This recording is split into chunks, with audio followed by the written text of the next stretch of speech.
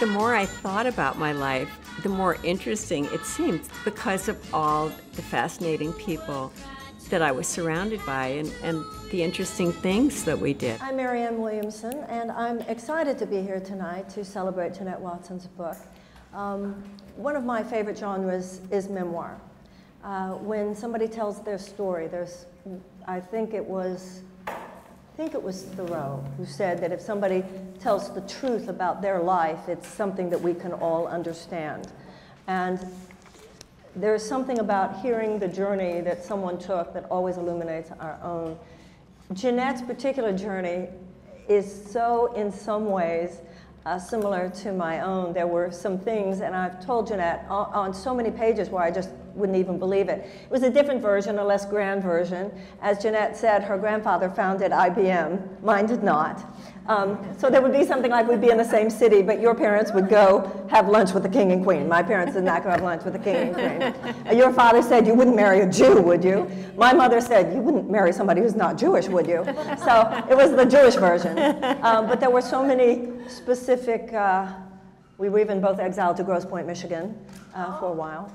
But I think more than anything, even though, you know, we're living in a time, this whole issue with people telling their stories, particularly women telling their stories, but a lot of the stories that women are telling right now are very exotic because they're saying nobody ever told our story. But actually, Jeannette's is a story that many of us relate to that isn't told enough. Jeannette tells in this book about how she lives very near the house where Edith Wharton lived. Edith Wharton wrote about an America that no longer exists, and a particular, so in her case, social economic class, and yours is the socioeconomic class, but the larger milieu applies to those even who didn't have that level of material grandeur. And it's an America that in a way doesn't exist anymore. And that's why I found the book really, really illuminating, and I think it's illuminating for any woman particularly, but for anyone who reads it. And the journey, as Jeannette tells her story about where she came from and how she ended up being the spiritual healer that she is today, what I think is so telling, that I related to personally, but that I think is so telling for all of us, is that the America that she grew up in the 50s and the 60s and into the 70s, as well-intentioned, and I thought that that was very interesting in the book, that your parents, despite everything, were well-intentioned, as you make clear. It was a time in America that was very outer-oriented. And I think the point is that many of us can relate to from our childhood is that even if you have parents who love you, and even if you have all kinds of material grandeur and you were not raised in poverty, etc., if you were raised in a world that was so outer-oriented, you were raised in a level of spiritual poverty. And so many people, Jeannette included, and myself included, felt, as I think millions of people did, living in a very outer-oriented 50s, 60s, that the soul was bereft and nobody was speaking to the inner life. And Jeannette's story is very meaningful because it's a story that many of us can relate to, what got us from there to here. I also had a bookstore. Those are all just the similarities in my life. But in all of our life, I think that what the book opens up, and that I'm really excited to hear Jeannette talk about tonight, is how she moved through that particular time in America, which doesn't exist in certain ways anymore, and that we don't want to forget, and that we want to name, and particularly what it meant for a woman, and where this was like pre-women's lib. What, you know, if you were there, as many of us were, before the women's movement in the 1970s, that tremendous social earthquake, and what that meant and how that changed things in a way I think we're just getting to a point where we can talk about it as much as we might. And how Jeannette went from there to here for all of us, whether we consider ourselves spiritual healers or spiritual seekers or whatever. I think many of us took a journey from an outer life where we were told that the meaning lay in things, to a real journey, sometimes complicated and sometimes painful, to the understanding that the real journey lies inside. So I loved the book, I loved reading it, and I join with all of you in a real excitement and celebration, and welcome to Jeannette Watson. It's my party! Thank you. Thank you. My name's Alan Steinfeld. I'm going to just moderate this discussion here, and that was a beautiful introduction. That so was. Thank you so much. You put it into a context, and I think what comes out in the book is finding our right work in the world, what it is for us, and the journey it takes to find that piece that we're here to do. And so I feel like all you've been through, it's an encapsulation of the 20th century, who's who, and it's just an amazing, really, it's, everyone's there, you know. Your mother went out with Jack Kennedy and Howard Hughes. My mother had 3 blind dates in her life: Jimmy Stewart, my father, and Jack Kennedy. And it makes me laugh, because every time I had a blind date, I'd open the door and then immediately want to shut it again, because my blind dates were nothing like my mother's. My father was an amazing character. People say he was the greatest businessman of the 20th century. He was incredibly charismatic. He was handsome, charming, smart, funny. And created IBM, so we are the legacy of your family's experience. I mean, the digital revolution we're in came from IBM. So you being caught up in that and in a way not knowing what to do with yourself, in a sense, what led you eventually to find, this is my work? I know it was the bookstore, but what was it inside of you that you reached to find that work? Well, in order to find the work, I had been through a terrible depression. I recovered. I got divorced. I tried to think of what I could do, and I didn't really have any skills that I could think of. And then I was about to undergo surgery, and it was a major surgery. It would have taken me a year to recover, and I was quite upset. But then I went to sleep, and I had a dream about the bookstore, and that I would be in a bookstore surrounded by books. And I woke up feeling quite happy and thinking maybe I could do that. It feels like it's about books and not about commercialism when you walk in here, and you really feel the owner's love of books and of reading and promoting literature when you come here, and I don't feel that in other bookstores. Something in the stars that year must have been incredible, because my bookstore opened and I married my wonderful husband. Love and work kind of came together at the same time. And then I had 20 great years running the bookstore. I remember my first customer was Lee Radziwill, and she bought a book on Colette, and I rang it up at the cash register, but I was so nervous. I didn't charge her sales tax. I remember at one point, Sam Shepard was kissing Jessica Lange in the back room, and people would see this. And it made it an exciting place to come, because you never knew what was going to happen. And the Woody Allen film that uses the opening, yes. And the Meg Ryan book, which is sort of based on your story, yes. to some extent. What's the Meg Ryan book based on? You've your Got movie? Mail. Oh. And it's all about a little bookstore and being taken over by a Barnes. Is that your bookstore they modeled? Well, they partly did, because Ron Rosenblum used to write in the Observer every week these things. He was very angry at the Whitney for raising the rent. So there was a huge hullabaloo. So the bookstore went out in a blaze of glory. Oh, is that what made Because all the writers were in there. They were protesting. Because they raised the rent, and you just... And the bookstore was already losing money, so I couldn't stay there.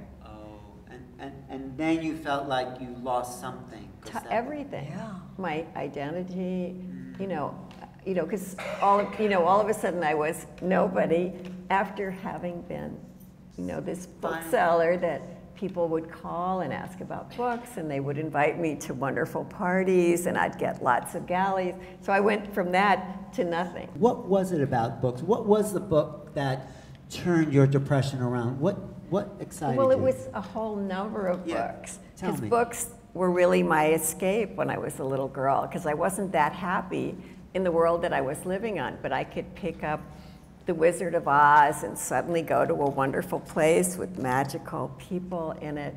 I loved The Secret Garden, and that has so much wisdom in it about healing and about thoughts and how important thoughts are. I loved Little Women, like every girl. You mentioned Wrinkle in Time. What? Wrinkle in Time. Oh, A Wrinkle in Time. Wonderful. Well, actually, you mentioned something. You said the way Jeannette feels about books is the way Oprah feels. Can you talk about that? Well, you talk a lot in the book how how books were your salvation, which of course then led to your being so great to have a bookstore because you knew books so well. And I just mentioned that Oprah has always said that too on her show, that when she was a little girl, and in her case had nothing even materially, how books made all the difference, and much like you talk about books. I remember when I am the oldest of 5 girls, and I remember when my younger sisters learned to read, and each time I would think, oh, good, now they're going to be okay, if they know how to read. Getting back to the bookstore, you realized that books were healing. Yes. And was there a book that you gave, an incident with a customer coming in depressed where you gave them a book? Or? You know, I can't remember the book, but I remember people would come in and say, is this a new widow, or, or someone is very depressed. And I would really try hard to look and find out a little bit about the person, because it was like being a doctor, you know. Because actually one lady came in and asked for a book for her mother. And rather than, this was in the very beginning, asking her what her mother was like, I gave her a book my mother would have liked, which was, you know, sort of a bestseller type. And no, she was super intellectual, and she wouldn't have ever liked that book. So I learned as I went on. Yeah, I think books are really, I mean, I opened up a whole world for me starting to read. And that to me was the larger point of the book, was just you finding what value there was inherent in you as a person. Even with the work, I remember the time that the man said that perhaps you could be a hostess in a restaurant and so forth. I know. That was so insulting. But the whole, and I love, for me, things like, how many women here remember wearing a girdle? Really? Really? Okay, exactly. And this woman is not heavy. But everybody wore a girdle at that Yeah, time. exactly. So I know that there really are these skinny grand girl. themes, but so yeah, I mean, the story of how you went to finding what you wanted to do, and the bookstore, and then finding the healer is very significant. But for me, the main illumination in the book was the sense of your own value and your own personhood that was almost harder for you to identify. It seemed, reading as a reader, it was almost harder for you to identify than what you should do in the world. Can you talk about how you had, because growing up in an incredible materialistic family with all the distractions of the world, finding your inner value, I think, what is the substance of that book? Well, I think that I was so different from most of the members in my family. Everyone was incredibly successful and outgoing and athletic, and I was incredibly shy. All I wanted to do was go into my room and read. And I really wasn't interested in sports or school. And I hated field hockey, and I hated Greenwich Country Day. And dancing class. And you, oh, I'm sorry. No, go ahead. Well, you just said something, you said an incredibly materialistic family. It does not come across in the book like it was such a materialistic family. It was just a very materially oriented time, and there was much material because of the wealth created with your grandfather and your father, et cetera. He was very caring about his employees. When I was a little girl, I would go to all the parties of the IBM employees, and there would be Christmas parties, and all the children were given presents, and there was an IBM country club, and so many people came up to me and said, I learned how to swim because of, you know, your father in the IBM country club. And that's one of the things I thought was interesting about your book, because even though it points back to a time where there are some things and underbellies that we had to break free of, it was, as a society, things were held together in ways that we could use a little more of. I really did admire my father for his ethics and the good that he tried to do. And then he was involved in the SALT talks, you know, and preventing. He was the ambassador to Russia. And he was the ambassador to Russia, so he had a very interesting life. But speaking about modern life compared to the way it was, my parents were quite frugal. And so every school... The TV dinners, I could not believe. We did not have those. And the frozen vegetables were better. Yeah. She thought frozen vegetables. And my father suggested to my mother she should buy day-old bread at the Wonder Bread Factory. I couldn't believe that. As a money-saving device, even though he had a jet and a yacht and 7 houses. But here we are now, a century later after IBM, and we're in the age that your father produced, in a sense. So, well, one thing I would like to say about my father was that he was incredibly honorable. And my grandfather, they never believed that the machines were just to make money. It was machines in service to other people. Tell the story about when you talked about bankruptcy and what your father said to you. Well, when I started the bookstore, I borrowed half of the money from my father. And then I said glibly, it's so great, it's a subchapter S. We don't have to pay anyone back if it goes bankrupt. And Daddy said, oh, yes, we will. You and I will go around and pay every single person back. Not like the Donald Trumps of this world who have gone bankrupt 5 or 6 times and just leave all these people. You know, and then he was always interested in starting companies. Bobby Kennedy asked him to start IBM in Bedford-Stuyvesant. In one plant in the South, they asked him, and he said only if they hired equal a number of black people as white people. So he was, which at that social time, conscious.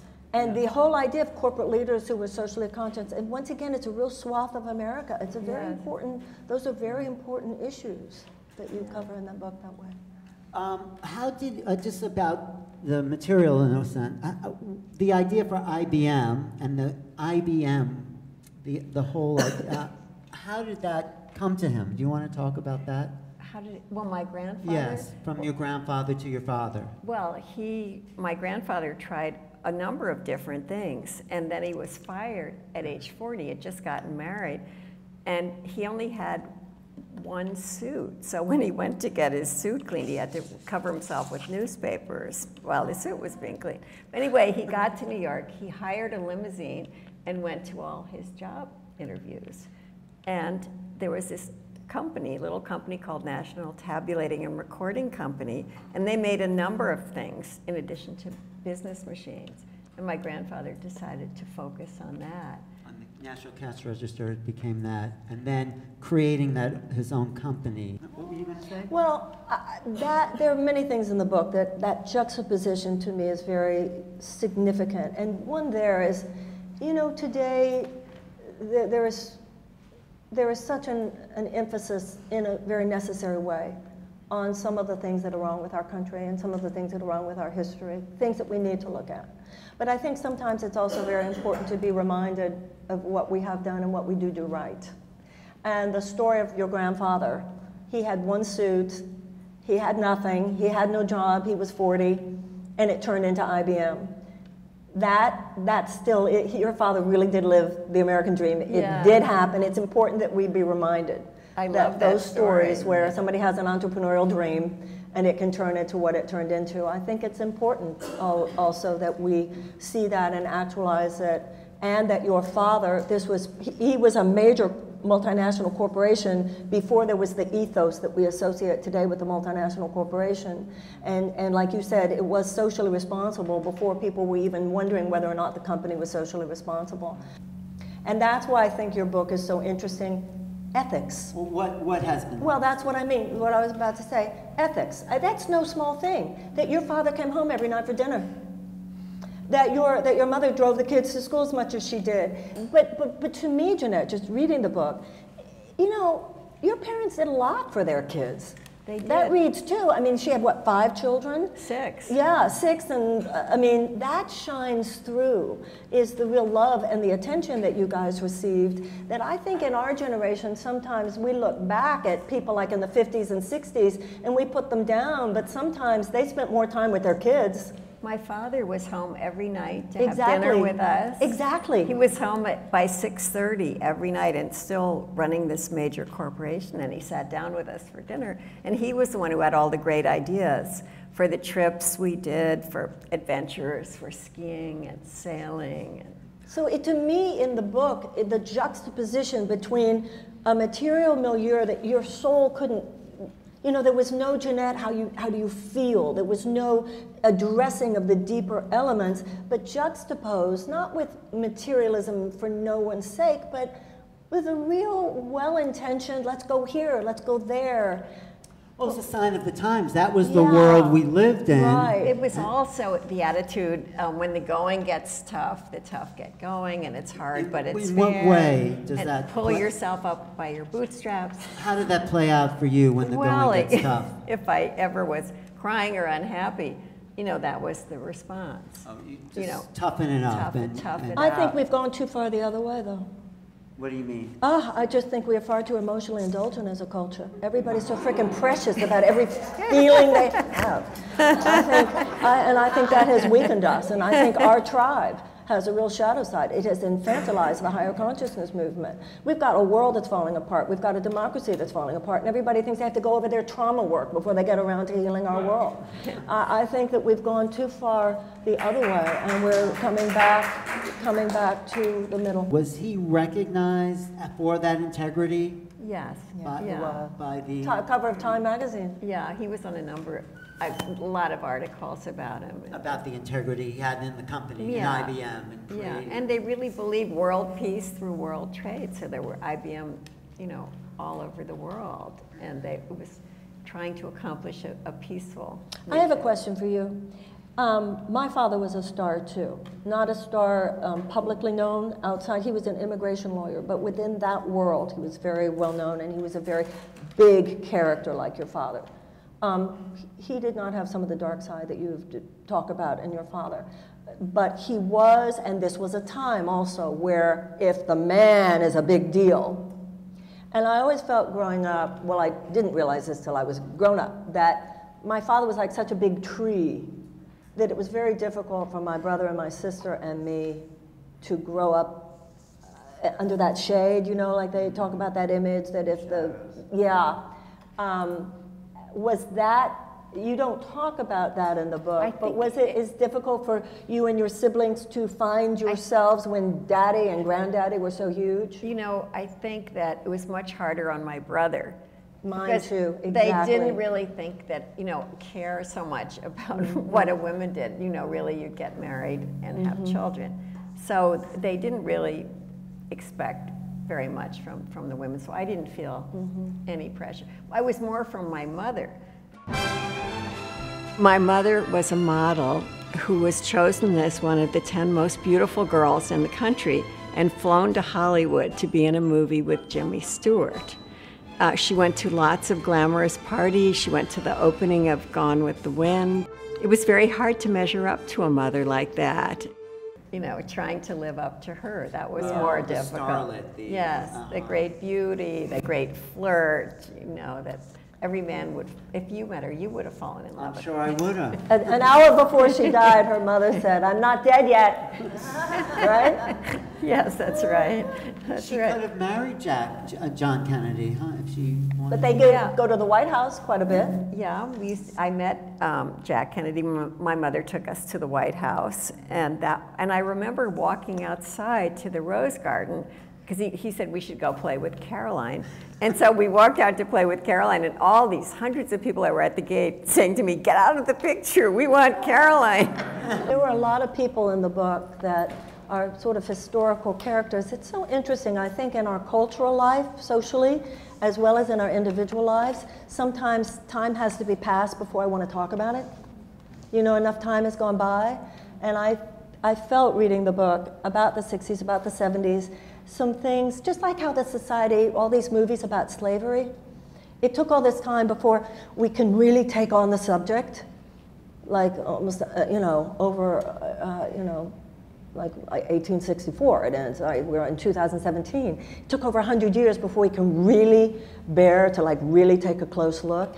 It's so interesting to me how sometimes in our lives and in the society, and we're really living at a time now where I think there's a lot of interest in that time to look at it more deeply and to hear anecdotes about some of those people. And it's very illuminating, Jeannette. I really was really touched by the book. Thank you. There's a great story about Patti Smith in there. Just tell that story. Well, I don't know. Well, anyway. Just what you remember about. Well, I remember it all. Yes. Okay. Tell the part that people can Okay. hear. Is everyone over 18? I think we're okay. Okay. Well, I was at the Hayden Planetarium, and what we were supposed to do was start a young people's group and bring people into the planetarium.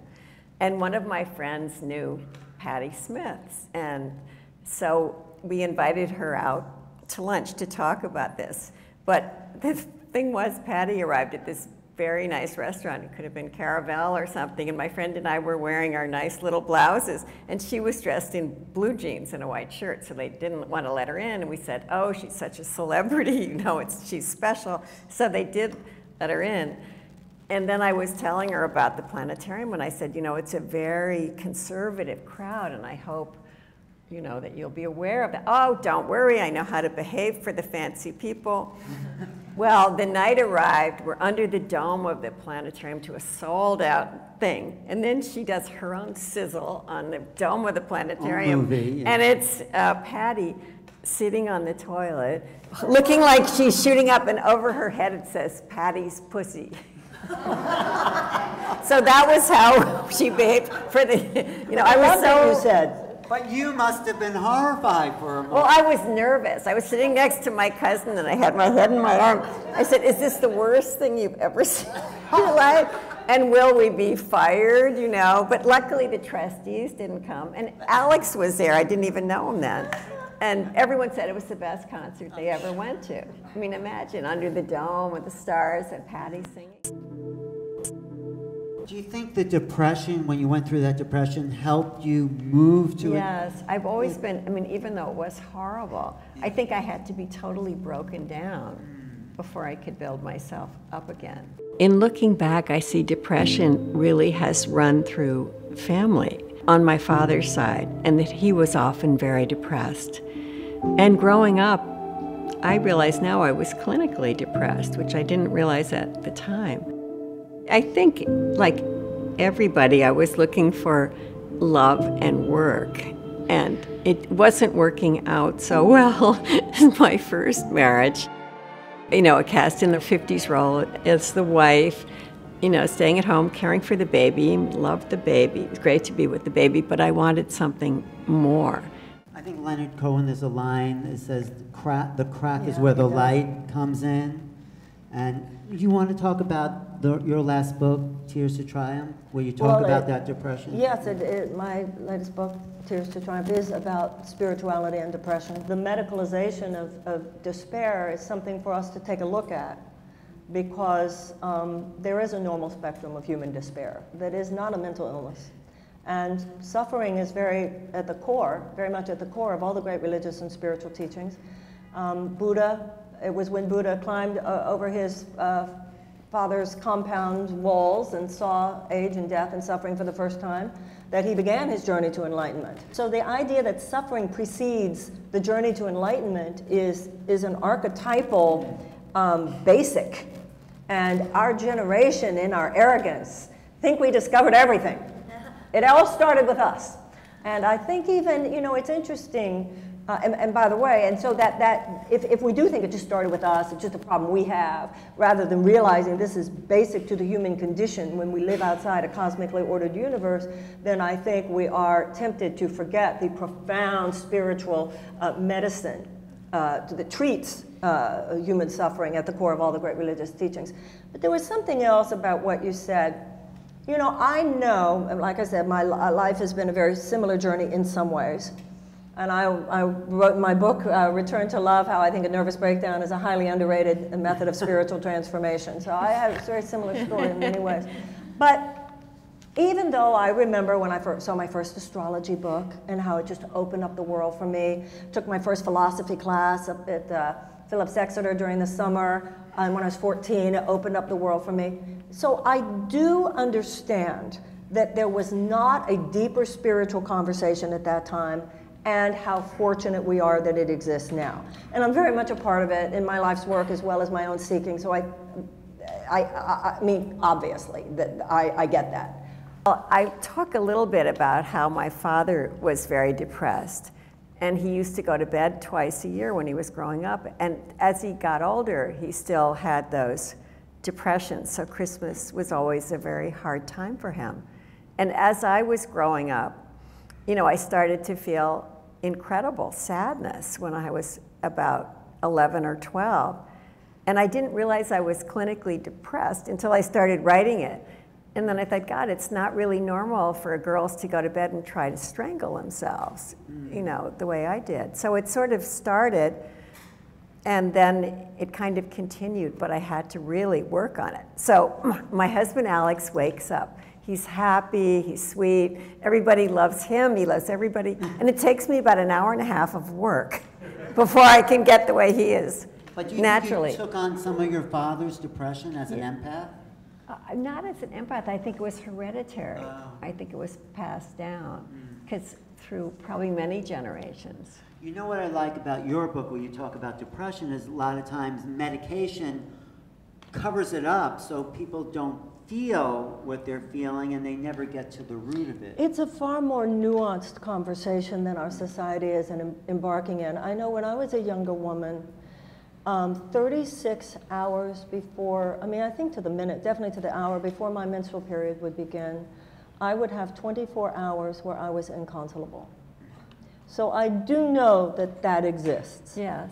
A chemically based. I do know and recognize and this is not a but, and I think that what has happened in our society with the over-prescription of antidepressants is the most dangerous scam. We have people in jail for marijuana, and the real drug dealers that should be in jail are big pharma executives who are pushing these antidepressants. Most of the antidepressants that are prescribed today, particularly for women, are from people who are not mental health care professionals. Most women get their antidepressants from gynecologists. And the FDA has issued a black box warning that for people 25 years old and younger, antidepressants increase rather than decrease the risk of suicidal ideation. I think clearly, having been through what I went through with my menstrual periods, I know that there are chemically based situations where psychotherapeutic treatment is clearly helpful to many, many people. But these days, we are taking normal human despair, and I think that's the point with your story. Little girls aren't supposed to try to strangle themselves. Or you tell a story where you were outside in the cold, naked, before you went to bed, and your sister said, "What are you doing?" Because I thought pneumonia would be easier than deciding strangling myself. And that's there. The conversation is meaningful and real, and I respect it. And what's happening in our society, however, is bankruptcy, financial loss, losing someone you love, heartbreak, divorce. These are painful, but they are not mental illnesses. They are not mental conditions. And I think our being very nuanced in our conversation, because they're both depression. And even when you use the term clinical depression, you want to be careful, because all that means is somebody said it in the clinic. There is no blood test for depression the way there is for diabetes or leukemia or something. And if you go on the internet and see the symptoms of clinical depression, who among us hasn't had them? So I think that it's so significant when someone like yourself is speaking, because there you're talking about symptoms that are so clearly outside the box of normal human despair. And like I said, having all those years with that one day that would be inconsolable, but I just think it's really important in the culture that we make a big distinction and do not just use the word clinical depression, because that's thrown around. That's just thrown around today. The fact that somebody said it in a clinic, and I mean that very seriously and respectfully. So I think that this conversation about what you have been through, what your father went through, is a different conversation than the way the word is far too often thrown around today. And so I just think we need to be very clear in our own thinking, particularly with what's happening with young people. And because what it means, I believe, and I think that your life, as I understand your book, displays this. The body has an immune system, and so does the psyche. And and just as the body has tremendous resources for healing itself, the psyche has tremendous resources for healing itself as well. And the arc of your life is so beautiful to read about, because even like with Alex, he was there then, you know, weaving in and out, and just where it brought you to. And you're just getting started. You know, this all of us, and I think that applies to all of us. Yes, it was painful getting here. And that's why stories like this are so important. We all have our story. It was painful getting here. But even, I think it's so important in today's world. You know, when I was saying before, we're almost too precious with our feelings. Who hasn't, now I'm not talking about you now. I'm talking about what's happening like in the culture, because you have some extreme situations, obviously. Who hasn't had loss? Who has people these days, it's very, you know, I've been around for my career is 35 years old. I've heard it all. And sometimes people say, oh, Marianne, you're not sensitive enough to what people are going through. But I think it's because I'm with so many people who really have had tragic circumstances. And yet some people these days act like their lives are tragedies. It's not tragedy, it's life. There's a difference. You know, some loss and some failure and some marriages and heartbreak.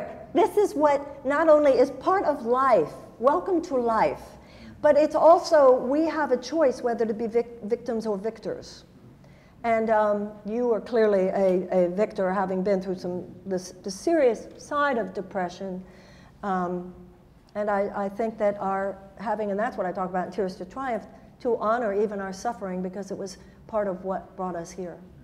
And I know if I had not been through the deep, dark times, including what would definitely be termed twice in my life, what would be called clinical depression, and I talk about that in my book, I just know I wouldn't have the career that I have, and I wouldn't have, because I think that suffering, and I think that you would probably say, I don't know, but you would probably agree with this, knowing you. I think suffering gives you X-ray vision into other people's suffering. You just see, I remember I dated a man for a long time who was a Vietnam vet. We would walk into a room and he'd look around, over there and he'd say, that guy was in Nam. And I'd say, how do you know? And he'd walk up to him and say, where were you?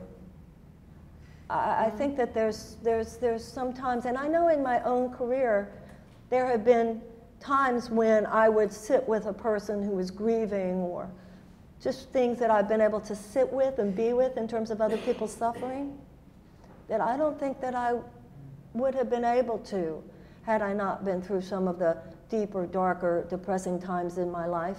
And I think that there's holiness even there. And one of the things that I think is really profound about your book is it got you where you are. And that even that has been part of your journey, that I found one of the golden threads in the book. Well, Go ahead. I was just going to say, well, I do find it helpful when I work with people or people come to me who are depressed, because I really know what it's like. Exactly. So that helps me. And then that opened a whole other window to you. So talk about that journey from bookseller to healer. Well, Alberto Villello. Yes. When the bookstore closed, then I felt that I'd lost my whole identity. And my sister Lucinda said to me, what are you going to do now? And I said, I don't know. And then it came from nowhere. Maybe I'll become a healer. I mean, to be able to help someone who's suffering or in pain or can't sleep, someone who's depressed. I mean, it's just such a wonderful thing. And because I've been through it all myself, and I've tried so many different methods to feel better, I feel that I can offer something. People sometimes are surprised that I segue from books to healing, but I've always felt that books are healing in themselves. My sister came across a program called Healing Touch, which turned out to be a perfect complement to Buddhism in my effort to become someone who could help others. There have been a number of articles recently about the plasticity of the brain and how one can learn to change one's way of thinking. I had been helped enormously by analysis, but I still had a ways to go. Sometimes if one talks or thinks too much about a negative experience, the neural pathway to that memory gets wider and wider, making that memory even more likely to occur. Now I was learning to heal myself by working in the energy field that surrounds the body. And a person's energy body collects thoughts and feeling, and Healing Touch releases endorphins to the brain, increases circulation, and promotes a feeling of calm to aid the healing process. Through my practice of Healing Touch, I have learned to occasionally see a person's aura or energy body. When I work with my clients, I sometimes see shadow around their faces or their feet, if they are lying on my massage table. And Keep reading. No, okay. You don't have to like skip parts. Okay. I began reading a lot of spiritual books, and I became fascinated by Hildegard of Bingen, an incredible visionary and nun in the Middle Ages. She became extremely influential, visited by emperors, popes, and bishops. She did a picture of the aura that I have in my book, but it's very similar what you see in Tibetan culture or Mexican or many, many cultures. There are pictures of the aura. In fact, I think we're the only culture that doesn't have pictures of the aura. So when you have the halos around the Jesus. halos, that's right. The You're same right. thing, really. Yes, you're right. When I started taking private clients for healing touch sessions, I worked with problems ranging from pain to depression to insomnia. I set up my massage table in my bedroom, and before my clients arrived, I lit a candle and said a prayer. Before I started, I took some deep breaths and asked for guidance so I could help my clients heal. This is called centering. After that, the client lay on the table and I performed whatever treatment seemed most appropriate. Even though I found it awkward to charge a fee, I knew I could never take myself seriously as a professional unless I did. The idea that I could help people who were suffering was a great source of joy. When I centered myself during the sessions, a sense of calm and peace swept over me. Both the client and I experienced the same healing benefits. In retrospect, I think my study of Buddhism and healing touch was a way of learning how I could be happier. And I want to mention how much the Open Center has meant in my life, because so many of the things I was studying, I learned about here. I started out taking a course in Buddhism by a wonderful teacher named Idyllic Rinpoche, which really affected my life and led me on to other Buddhist studies for the past 40 years, I guess. No, 30 years. And I also learned about Alberto Villaldo and the Four Winds School, Healing the Light Body, where I learned to become a shaman, and we did ancient Incan rituals to, as a different way of dealing with mental states of mind or attitudes, and just changing and transforming. And that's all what the Open Center is about. And we have Walter Beebe here, who founded the Open Center. Yay!